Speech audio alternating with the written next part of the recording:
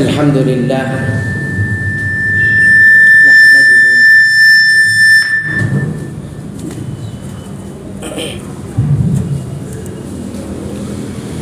نحمده ونصلي على رسوله الكريم اما بعد۔ ابو ہریرہ رضی اللہ تعالی عنہ فرماتے ہیں کہ رسول اکرم صلی اللہ علیہ وسلم نے فرمایا، جو شخص کوئی نماز پڑھتا ہے اور اس نماز میں ام القرآن کی تلاوت نہیں کرتا، یعنی سورہ الفاتحہ نہیں پڑھتا، فَهِيَ خِدَاجٌ، تو اس کی وہ نماز خداج ہے۔ اور یہ بات آپ نے 3 مرتبہ فرمائی کہ جو آدمی ایسی نماز پڑھے جس میں سورہ فاتحہ ام القرآن کی تلاوت نہیں ہوگی، وہ نماز خداج ہے، 3 مرتبہ فرمایا۔ خداج کا مطلب وہ نماز مکمل نہیں ہے۔ تو ابو ہریرہ رضی اللہ تعالیٰ عنہ سے جب یہ حدیث لوگوں نے سنی تو انہوں نے ان سے پوچھ لیا، انا نکون وراء الامام، ہم امام کے پیچھے ہوتے ہیں تو وہاں کیسے پڑھیں گے ہم؟ تو صحابی ابو ہریرہ رضی اللہ عنہ نے فرمایا، اقرأ بها فی نفسک، تم سورہ الفاتحہ کو اپنے جی میں پڑھ لیا کرو، یعنی بغیر آواز بلند کیے دوسرے کو سنائے اپنے دل میں پڑھ لیا کرو۔ اتنا کہنے کے بعد وہ خود کہتے ہیں کہ میں نے اللہ کے رسول صلی اللہ علیہ وسلم کو کہتے ہوئے سنا ہے کہ اللہ تعالیٰ کہتے ہیں، کیا کہتے ہیں؟ قسمت الصلاۃ بینی و بین عبدی نصفین، کہ میں نے صلاۃ یعنی سورہ الفاتحہ کو اپنے اور اپنے بندے کے درمیان 2 حصوں میں تقسیم کر دیا ہے، 2 آدھے آدھے حصوں میں۔ پھر فرماتے ہیں وَلِعَبْدِ مَا سَأَلَ، اللہ تعالیٰ کہتے ہیں کہ میرے بندے کے لیے وہی ہے جو اس نے مانگا ہے، یعنی سورہ فاتحہ میں جہاں مانگ رہا ہے وہ اس کے لیے ہے۔ پھر آگے فرماتے ہیں کہ اللہ تعالیٰ کہتا ہے فَإِذَا قَالَ الْعَبْدُ، جب بندہ پڑھتا ہے تلاوت کرتا ہے الحمد للہ رب العالمین، یہ آیت کریمہ کی تلاوت کر لیتا ہے، تو اللہ تعالیٰ کہتے ہیں حمیدنی عبدی، میرے بندے نے میری حمد کی ہے۔ کس سے کہتا ہے یہ؟ فرشتوں سے۔ وَإِذَا قَالَ الرحمن الرحیم، اور جب بندہ الرحمن الرحیم دوسری آیت کی تلاوت کرتا ہے تو اللہ تعالیٰ کہتے ہیں اثنا علی عبدی، میرے بندے نے میری ثنا بیان کی، یعنی تعریف کے بعد ڈبل تعریف کی۔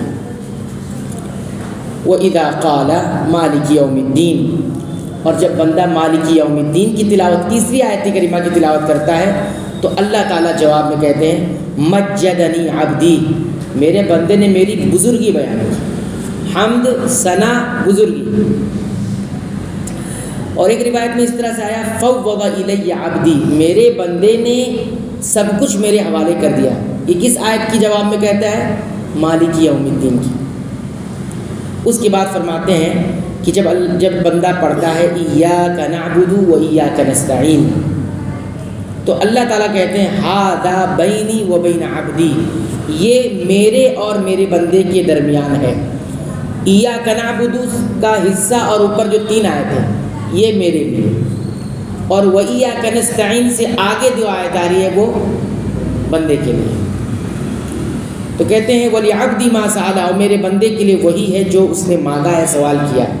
پھر جب بندہ کہتا ہے اهدنا الصراط المستقیم صراط الذین انعمت علیہم غیر المغضوب علیہم ولا الضالین، یہ پڑھنے کے بعد اللہ کہتے ہیں ھذا لعبدی، یہ میرے بندے کے لیے، وَلِعَبْدِ مَا سَأَلَ، اور میرے بندے کے لیے وہی ہے جو اس نے سوال کیا ہے۔ یہ صحیح مسلم کی روایت ہے۔ اس حدیث سے ہمیں کئی ایک بات معلوم ہوتی ہے۔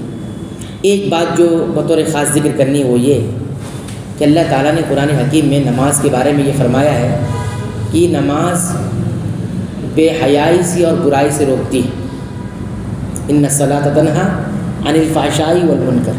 پھر آگے فرمایا وَلَذِكْرُ اللَّهِ أَكْبَرُ، اللہ کی یاد بہت بڑی چیز ہے۔ نماز کے بعد یہ بتایا کہ اللہ کی یاد بڑی چیز ہے۔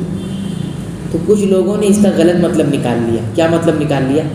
نماز پڑھتے ہیں ٹھیک ہے، بہت اچھی بات ہے، اللہ کا ذکر اس سے بڑا ہے، نماز سے بڑا ہے، کیونکہ بعد میں ذکر کیا نا اللہ تعالیٰ نے، تو اس لیے نماز کو اتنی اہمیت نہیں دیتے، اللہ کے ذکر کو اہمیت دیتے ہیں، مطلب دھیان لگا کے بیٹھے رہتے ہیں۔ ایسے بہت سارے لوگ ہیں نماز پڑھنے نہیں جاتے لیکن ہم دھیان میں لگا کے بیٹھے ہوئے ہیں کیونکہ اللہ کا ذکر کر رہے ہیں۔ تو کیا جواب ہوگا؟ جواب اس کا علماء نے یہ دیا ہے، خاص طور پر ابن تیمیہ رحمۃ اللہ علیہ نے، کہ اللہ کا ذکر بڑی چیز ہے، لیکن وہ اللہ کا ذکر جو نماز کے اندر ہے وہ بڑی شے ہے بالمقابل اس ذکر کے جو نماز کے باہر ہے۔ سمجھ میں آئی بات؟ کیوں معلوم ہے؟ دیکھیے الحمدللہ رب العالمین اور جتنی آیات پڑھ رہا ہے، یہ آیت نماز کے باہر پڑھے گا تو اللہ کا جواب نہیں آتا ہے۔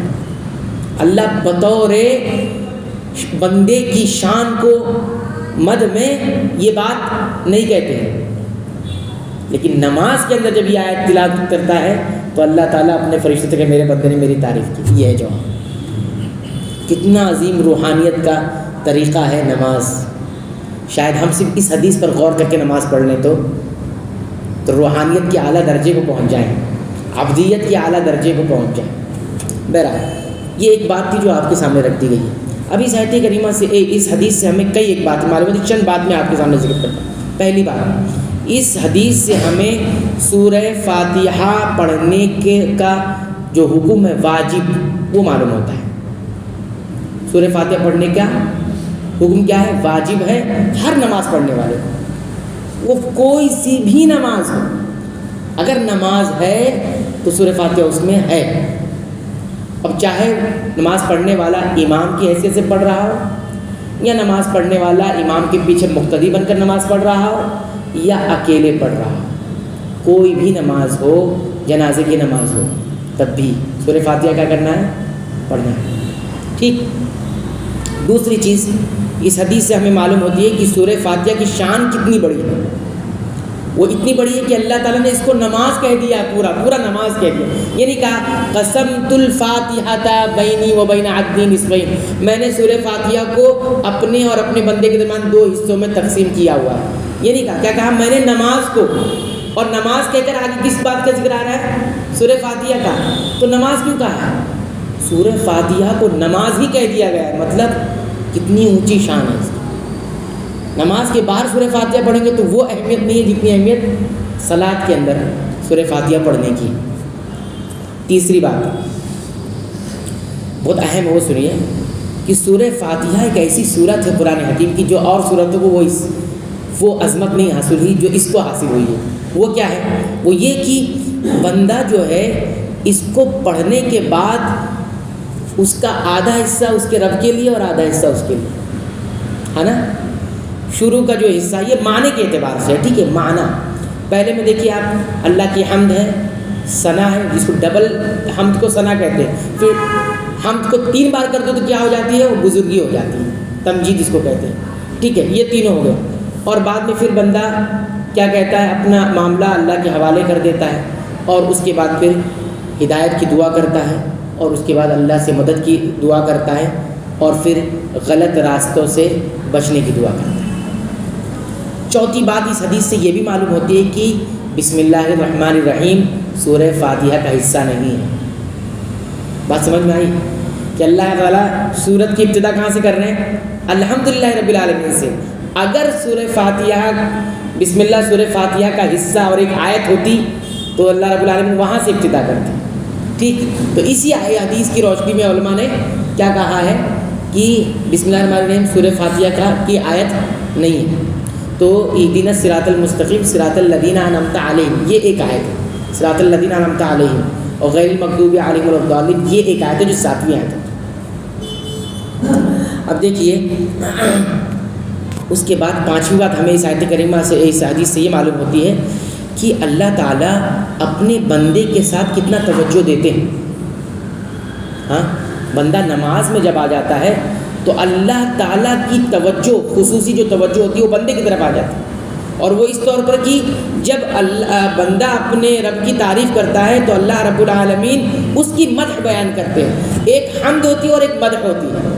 جب بڑے کی طرف سے چھوٹے کے لیے کوئی تعریف ہوگی تو وہ مدح کہلاتی ہے، اور چھوٹے کی طرف سے جب بڑے کے لیے اللہ کے لیے خاص طور پر تو وہ حمد کہلاتی ہے۔ حمد اور مدح میں فرق سمجھے. اور حمد جو ہوتی ہے وہ عزت محبت کے ساتھ ہوتی ہے, اور مدح میں عزت محبت نہیں ہوتی ہے. اگر میں آپ کی تعریف کروں, آپ میری تعریف کر رہے ہیں کسی خوبی کو لے کر, تو آپ ضروری مجھ سے محبت کرتے ہو, مجھے بڑا سمجھتے ہو, ایک خوبی ہے, تعریف کر جا رہی ہے. لیکن حمد کے اندر جو بندہ اللہ کے لیے کرتا ہے اس کے اندر دو چیزیں ہونا ضروری ہے. نمبر ایک محبت, نمبر دو تعظیم. یہ دونوں سے اگر حمد نکل رہی ہے الحمدللہ رب العالمین, تو آپ کی حمد واقعی حمد ہے, ورنہ وہ حمد نہیں ہے. اللہ کو بڑا سمجھتے ہوئے اور اللہ کی محبت میں, ٹھیک. تو یہ اللہ رب العالمین جو ہے اس طرح توجہ دیتے ہیں. ایک حدیث میں اس طرح سے آیا ہے کہ جب تک بندے کی نگاہ نماز میں کھڑے ہوتے وقت سجدے کی جگہ تک ہوتی ہے, اللہ کی توجہ اسے حاصل ہوتی ہے. لیکن جیسے ہی نگاہ سجدے کی جگہ سے ہٹتی ہے, اللہ بھی اس پر نظریں ہٹا لیتا ہے. ٹھیک, تو یہ ہو گئی اس حدیث سے 5ویں بات. اور بھی باتیں انشاءاللہ ہم آئندہ درس میں اس کو دیکھیں گے, لیکن اتنی بات یاد رکھیں سورہ فاتحہ کے تعلق سے. اس حدیث پر خوب غور کیا کریں.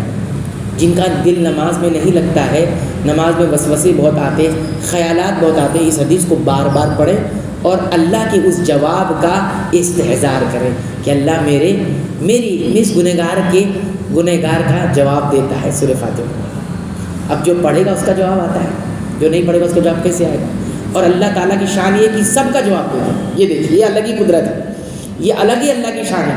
میں پڑھ رہا ہوں امام کی حیثیت سے تو میرا جواب آ رہا ہے, آپ پڑھ رہے ہیں مقتدی کی حیثیت سے آپ کا جواب آ رہا ہے. کتنے پڑھ رہے ہیں, اور کچھ پہلے پڑھ رہے ہیں, کچھ بعد میں پڑھ رہے ہیں, کچھ بیچ میں آ کر پڑھ رہے ہیں, کچھ پہلی رکعت میں پڑھ رہے ہیں, کچھ دوسری میں, کچھ تیسری میں. سب کا جواب اللہ رب العالمین دے رہا ہے. یہ بندے کا ایمان ہے. ٹھیک, تو یہ چند باتیں تھیں جو اس حدیث سے معلوم. اللہ تعالیٰ سے دعا کرتے رب العالمین تو ہمیں سنت کے مطابق نمازوں کو خاص طور پر ادا کرنے کی توفیق عطا فرما. رب العالمین تو ہمیں بخش دے, ہمارے والدین کو بخش دے, تمام اہل ایمان, اہل اسلام, اہل توحید کو بخش دے.